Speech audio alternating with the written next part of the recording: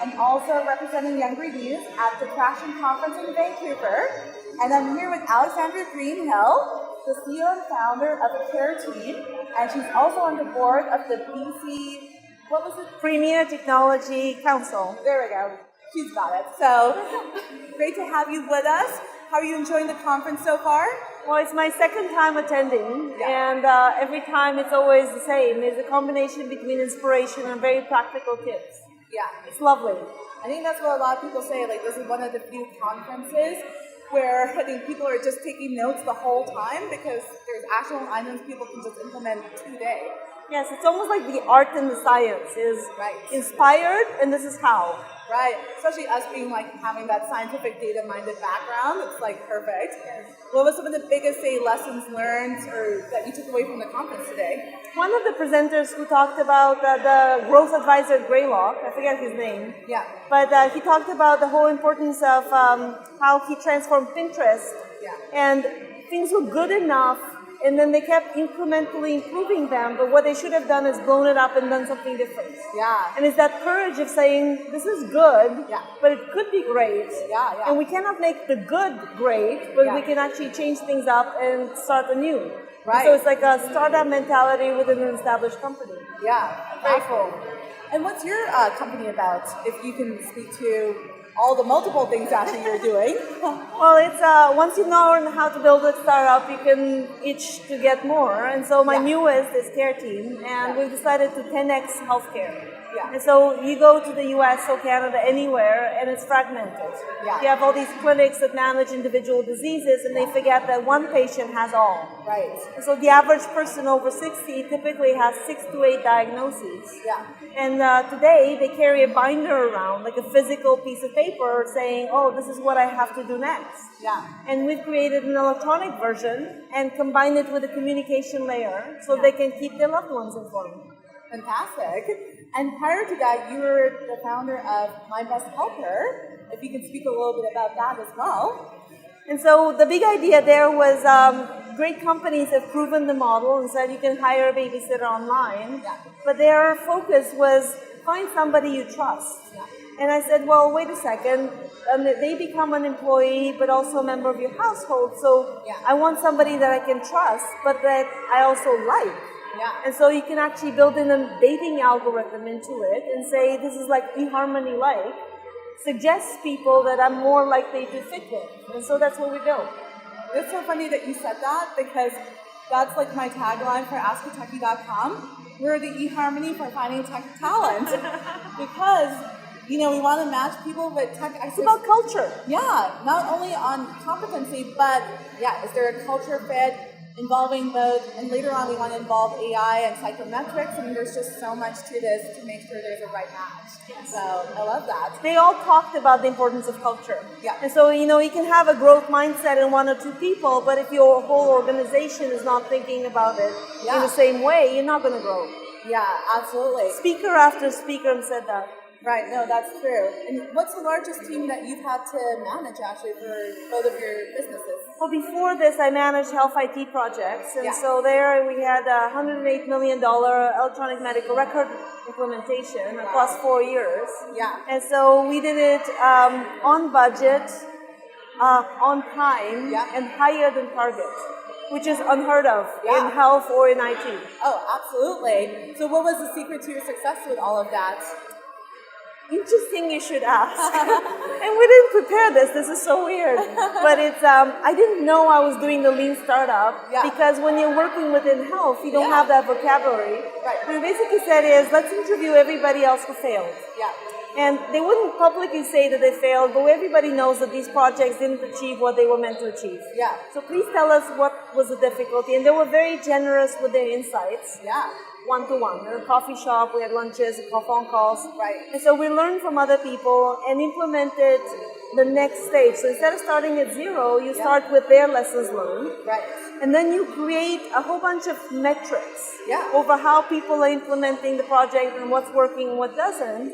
And then you can let people, if it's working well, you leave it alone. But if it's not working well, you have time and capacity to figure out why not. And so we totally did the lean startup within that $108 million project. Wow. And that's how it worked. You're like, oh, man, I could have just wrote that book. So, in terms of like finding good hires and people to work with and co-founders, kind of tying into that whole culture topic that was raised today, like what do you look for in people? So I love the opportunity to pass this on. I've used it for 20 years and it totally works. It's the carpool analogy. And so I carpool my investors, my partners, my hirers, my consultants, everyone. Yeah. And so a carpool analogy has 4 important steps. Step number 1 is, do we have the same destination? Yeah. If we don't have the same destination, even part of the way, we shouldn't get in the same car. So the conversation stops there.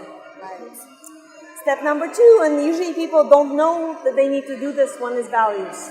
Yeah. Right. So very simple to explain. Just explain exactly this way to people. Yeah. If you're gonna smoke and I'm gonna disobey the laws, and I want to leisurely drive somewhere and you want to get there fast, we are not meant to carpool. Yeah.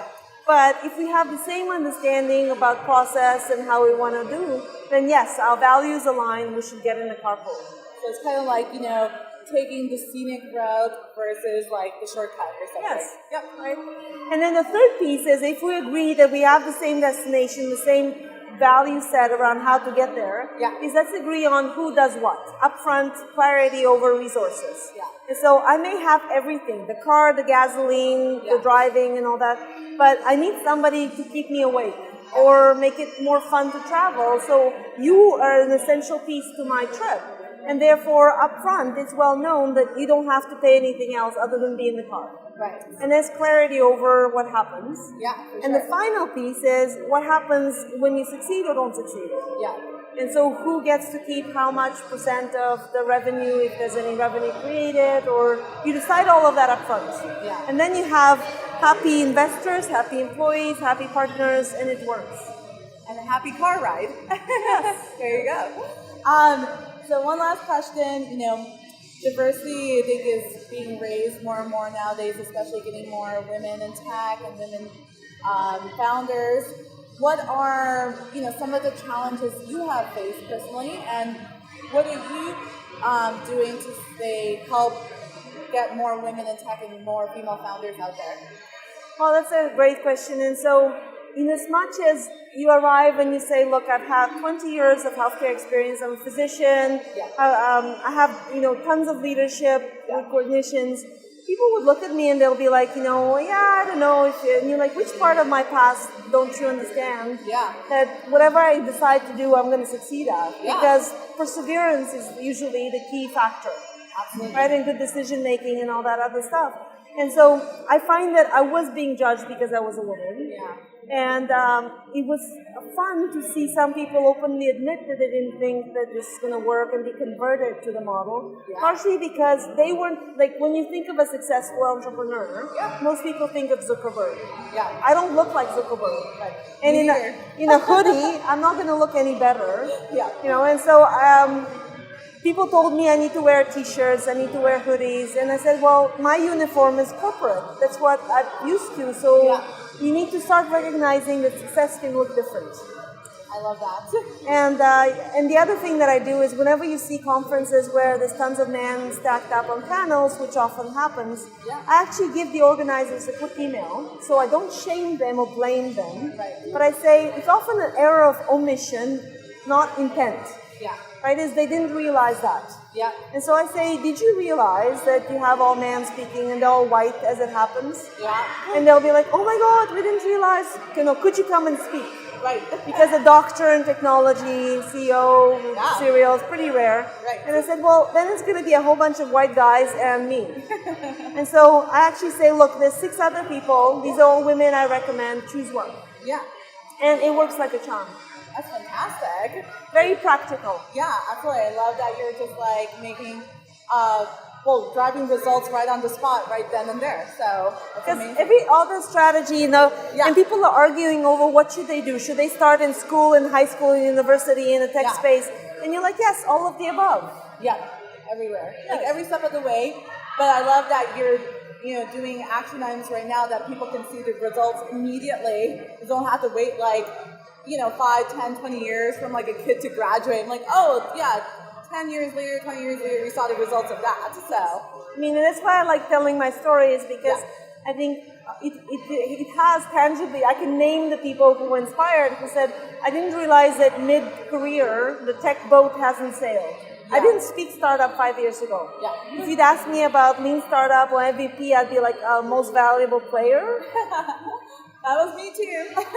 So, yeah, you just had, what is it? It's an experiential learning, or MBA, I think some people call it. I mean, that's just how the entrepreneur journey is, right? So I call it Newton's third law of physics is for every action there's equal and opposite reaction. So before starting, I read that within 4 years, if you stop reading technology, you're out of date. And I said, well, the opposite must also be true. So I started, and then in 2011 was my first hackathon. And then in 2015, in June, was the Obama Global Entrepreneurship Summit in San Francisco, in Stanford. And you attended? They invited 700 entrepreneurs from around the world, and they asked me to mentor. Oh, I was the only Canadian mentor at the event. And so I think my Newton theory has been proven. There you go. That's fantastic. Well, what a wonderful note to end off on. And I definitely want to, get you back to the party so we can enjoy the event. But thank you so much, Alexandra. Well, last word is come to Traction next year. It's a conference where you have to attend. And it's in Vancouver, one of the most beautiful places in the world, so no excuse. All right, awesome. Thank you. Bye.